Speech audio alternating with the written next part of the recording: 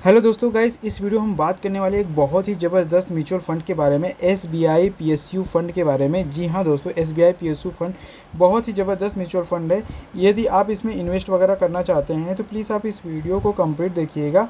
इसमें आपको कितना परसेंट का रिटर्न मिल सकता है और इसमें आपको मैक्सिमम इसने अब तक का कितना परसेंट का रिटर्न दिया है, एक साल में कितना परसेंट रिटर्न मिल सकता है। मैं सारी चीज़ें कैलकुलेट करके बताऊँगा कि 1500 से एसआईपी अगर आप करते हैं तो आपको कितना परसेंट का रिटर्न मिलेगा। सारी चीज़ें हम कैलकुलेट करके बताएंगे, तो इस वीडियो के साथ अंत तक बने रहिए। देखिए, ये वीडियो बस नॉलेज पर्पज़ के लिए। यदि आप डायरेक्ट इसमें इन्वेस्ट करना चाहते हैं तो अपने सूझबूझ के हिसाब से और अपने आपके जो फाइनेंशियल एडवाइज़र हैं उनसे कंसल्ट करके ही आप इसमें इन्वेस्ट करिए।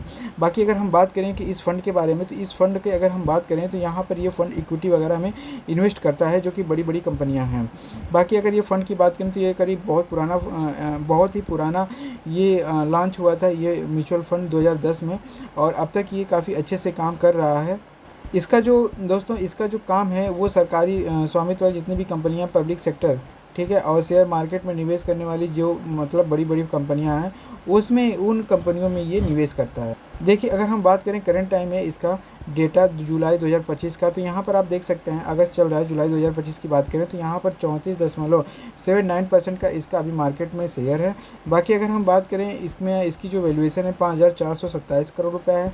इसका जो एक्सपेंस रेशियो है करीब 850 रुपये। आपका 1 लाख रुपये अगर आप इसमें इन्वेस्ट करते हैं तो आपका साल का मेंटेनेंस चार्ज सिर्फ एक्सपेंस रेशियो 850 रुपये देना पड़ेगा, और ये भी काफ़ी हाई रिस्क का यहाँ पर कैटेगरी में आता है। अगर हम बात करें कि एग्जिट लोड की, तो यहाँ पर 30 दिन के अंदर अगर आप इसके मतलब आप अपने पैसे को निकालते हैं तो यहाँ पर आपको 0.5% तक का यहाँ पे एग्जिट लोड देना पड़ता है। अगर हम बात करें इसका एक साल में रिटर्न, तो यहाँ पर 43% का आपको यहाँ पर रिटर्न मिल जाता है। 3 साल के अंदर अगर बात करें तो 34%, 5 साल के अंदर बात करें तो 21%, और अब तक की बात करें तो यहाँ पर आपको करीब हर महीने 11.9% तक का रिटर्न आपको देखने को मिल जाएगा। देखिए, किन किन सेक्टर में अगर हम बात करें, किन किन सेक्टर में इसने अपने पैसे को इन्वेस्ट किया हुआ है, तो यहाँ पर आप देख सकते हैं बैंकिंग सेक्टर में अपना जो है ऊर्जा का सेक्टर जो है, और यहाँ पर जो है धातु का सेक्टर है, इंजीनियरिंग जो मैन्युफैक्चरिंग सेक्टर है।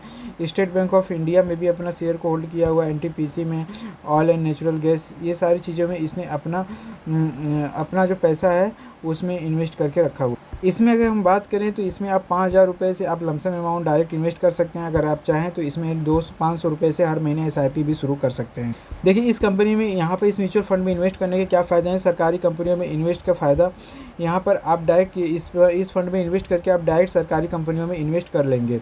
अगर आप किसी एक ही कंपनी में इन्वेस्ट करेंगे बहुत ज़्यादा पैसा लग जाएगा, 1000-2000 में आप इन्वेस्टमेंट नहीं कर पाएंगे।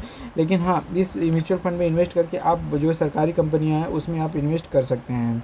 बाकी यहाँ रिस्क की बात करें तो ये मार्केट के ऊपर है, सरकार की नीतियों के ऊपर है। मार्केट कभी भी ऊपर चला जाता है, कभी नीचे चला जाता है, ये कोई गारंटी नहीं है। सरकार की नीतियाँ, इलेक्शन वगैरह आते रहते हैं, तब पर भी मार्केट ऊपर नीचे जाता है, तो रिस्क तो प्रॉपर बना रहता है। लेकिन हाँ, अगर आप चाहें तो इसमें रिस्क लेकर के अपना इन्वेस्टमेंट वगैरह कर सकते हैं। देखिए, यदि आप इसमें इन्वेस्ट करना चाहते हैं तो कम से कम आपको 5 साल तक के आपको इन्वेस्टमेंट करना ही होगा, क्योंकि देखिए 5 साल में, देखिए कोई भी म्यूचुअल फंड हो 5 साल में ठीक ठाक ग्रोथ तो कर ही जाता है।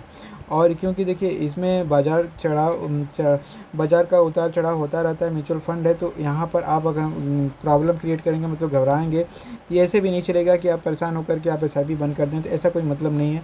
तो आप अगर शुरू कर रहे हैं तो आप करते रहिए। बाकी जो भी करिए अपने सोच समझ करके ही करिए। बाकी इस वीडियो का मतलब था आपको एक एजुकेशन पर्पज़ से आप समझाना। बाकी इस वीडियो में बस इतना है।